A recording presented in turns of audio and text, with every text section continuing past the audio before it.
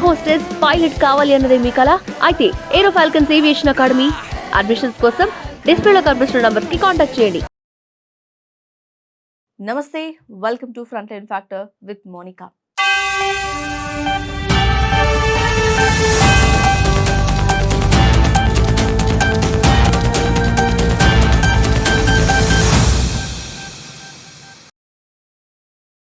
YS జగన్తో cine industry సమావేశం లేని ఇద్దరు మాట్లాడిన మాటలు ప్రస్తుతం మెగా నందమూరి మ్యాటర్కు అగ్గిరాజేశారని చెప్పాలి.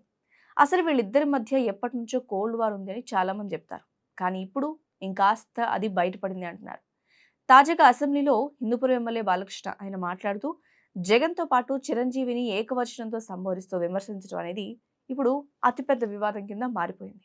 ఇక్కడ చిరంజీవి బాలకృష్ణ వీళ్ళిద్దరి మధ్య అభిప్రాయ భేదాలు ఉన్నాయి అని సినీ ఇండస్ట్రీకి చెందిన వాళ్ళంతా చెప్తుంటారు. కొన్ని ఎగ్జాంపుల్స్ కూడా చాలా స్ట్రాంగ్గా చేస్తున్నాయి వాటిని. బాలకృష్ణ వ్యాఖ్యాతగా వ్యవహరించిన అన్స్టాపబుల్ షోలో చిరంజీవి చాలా దూరంగా ఉన్నారు. ఈ టాక్ షో చిరంజీవి బావ అయిన అల్లు అరవింద్ పార్ట్నర్షిప్గా ఉన్న కంపెనీ నిర్వహిస్తోంది. మరి చిరు లెక్కలేంటో తెలియదు కానీ పవన్ కళ్యాణ్ అన్స్టాపబుల్ షోకి హాజరైన చిరంజీవి మాత్రం అందులో ఎప్పుడూ ఎక్కడా కనిపించలేదు. ఇదొక అంశం.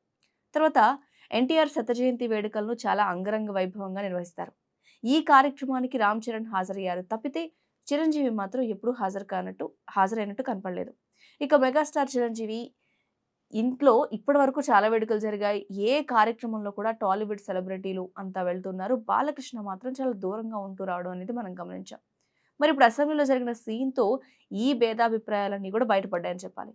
బాలకృష్ణ అసెంబ్లీలో మాట్లాడుతూ జగన్ని పరోక్షంగా సైకోగాడు అని టార్గెట్ చేశారు. ఇక వైసీపీ హయాంలో సినీ ప్రముఖులు జగన్తో భేటీ అయిన సందర్భాన్ని ప్రస్తావిస్తూ సైకోగాడు, వాడేవుడు, వీడేవుడు, గట్టిగా ఎవడికి వాడు ఇలాంటి ఏకవచనంతోనే మ్యాటర్ అంతా హీట్ ఎక్కిందని చెప్పాలి. అప్పుడు జగన్ ఇంటికి వెళ్ళినప్పుడు చిరంజీవికి అవమానం జరిగింది అని కూడా బాలకృష్ణ చెప్పాలి అనుకున్నారు. కానీ అది ఇప్పుడు ఏమైంది? ఆ డూ అనే పదం వాడడంతో మిస్ఫైర్ అయిపోయింది. అదే ఇప్పుడంతా మెగా బాలకృష్ణ ఫ్యాన్ వార్కి దారితీసిందని చెప్పాలి. ఇక చిరంజీవి ఇచ్చిన స్టేట్మెంట్లో వ్యంగ్యంగా మాట్లాడారు అన్న పాయింట్ని కూడా మెన్షన్ చేశారు. మిగతా వాళ్ళంతా జాగ్రత్తగా డీల్ చేశారు. సో ఏకవచనంతో మాట్లాడడంతో మెగా ఫ్యాన్ ఖచ్చితంగా నొచ్చుకుని ఉండొచ్చు అంట మాత్రం నిజం. మరి దీన్ని ఇంకాస్త రద్దు చేయడం ఇష్టం లేక స్టేట్మెంట్తో సరిపెట్టారా, లేకపోతే అమెరికా నుంచి వచ్చిన తర్వాత చిరంజీవి ఏమైనా సంచలనంగా కామెంట్స్ చేస్తారా అనేది మాత్రం కొంచెం ఇంట్రెస్టింగ్గా మారింది. సరే, ఇక బాలకృష్ణ విషయానికి వస్తే బాలకృష్ణ ఎప్పుడు బయట ఎక్కడో ఈ మాటలు మాట్లాడుంటే గనక ఇంత సీన్ హీటెక్ ఉండకపోయేది. ఎందుకంటే ఫ్యాన్స్ కూడా బాలయ్య బాబుకి జై బాలయ్య అంటూ సపోర్ట్ చేసేవాళ్ళేమో. సాక్షాత్ అసెంబ్లీలో మాట్లాడడం, చిరంజీవి పేరు తీసుకురావడం, అది కూడా ఏకవచనం వాడటంతో మ్యాటర్ చాలా హీట్ అయిపోయింది. అయితే ఇప్పుడు తాజాగా చిరంజీవి అభిమాన సంఘం కూడా బాలకృష్ణ వ్యాఖ్యలు ఖండిస్తూ నిరసనలు చేశారు. తిరుపతిలో వైసీపీ శ్రేణులు అయితే బాలకృష్ణకు వ్యతిరేకంగా రోడ్డెక్కడం జరిగింది. సో మ్యాటర్ మాత్రం ముదిరిపోతుంది. మరి నిజానికి బాలకృష్ణ పరిస్థితి ఏంటి అంటే, అభిమానులపై కానీ గతంలో ఆయన చేసుకుని రఫ్ ఆడించిన సందర్భాలు ఉన్నాయి. వాళ్ళని కంట్రోల్ చేసే ఉద్దేశంలో లేకపోతే ఇంకోటి కానీ గట్టిగా చెంప చెల్లు అనిపించారు కూడా. ఇలా 2-3 సార్లు ఆయన వార్తల్లో నిలవడం వైరల్గానే ఉంది.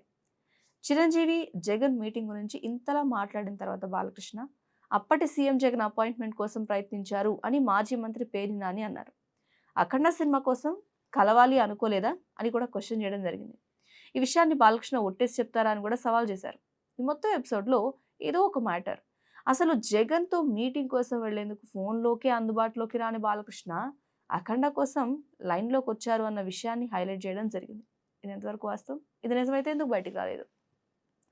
ఇక గతంలో చూస్తే కేసీఆర్ ప్రభుత్వ హయాంలో సినీ ఇండస్ట్రీ పెద్దలంతా అప్పటి సినిమాటోగ్రఫీ మంత్రి తలసానితో భేటీ కావడం, ఆ సందర్భంలో కూడా బాలకృష్ణ ఇలాంటి వ్యాఖ్యలే చేశారు. వాళ్ళు నాకు ఫోన్ చేశారా? చేయలేదు. వాళ్ళు రియల్ ఎస్టేట్ వ్యాపారాల గురించి చర్చించుకుంటున్నారు. తనను సమావేశానికి పిలవలేదు అని ఆయన మాట్లాడారు. అప్పుడు నాగబాబు ఘాటుగానే రియాక్ట్ అవ్వడం జరిగింది.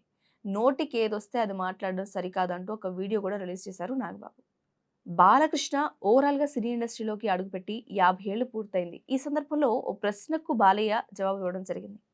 తనకు చిరంజీవికి ఏమైనా విభేదాలు ఉన్నాయా అని అడిగితే తమకు ఎప్పుడు ఎలాంటి సమస్యలు రాలేదని, ప్రతి ఒక్కళ్ళు వాళ్ళ సొంత పనుల్లో బిజీగా ఉన్నామని చెప్పారు.